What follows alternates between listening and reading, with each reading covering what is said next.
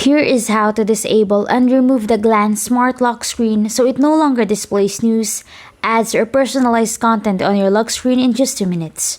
Today I will show you a step-by-step guide how to get back to a clean and standard lock screen experience. First, open the Settings app on your Android phone. This is where you'll find your lock screen options.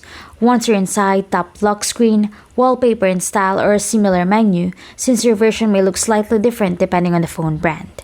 Next, look for Glance, Glance for Lock Screen, Smart Lock Screen, or a similar setting. You'll see either a dedicated menu or a simple toggle switch. Then, tap it and turn the feature off. If a confirmation message appears asking whether you want to disable personalized lock screen content, select Confirm or Turn Off. After that, lock your phone and wake the screen again. You should see your regular lock screen instead of Glance content.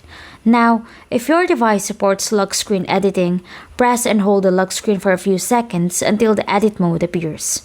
Tap the settings icon and make sure the Glance or Smart Lock Screen option is still switched off. Once you've checked that, test the lock screen one more time. If you cannot find the Glance option, there's another way. Open Settings, go to Apps or App Management, and show System Apps if needed. Search for Glance or the related lock screen service, open the app page, and disable it or uninstall updates if your phone allows. Restart the device and check the lock screen again. If Glance keeps coming back after you disable it, open the app settings again and verify the service stays turned off before restarting. Keep in mind that different Android brands place these controls in different menus, so the exact path may vary.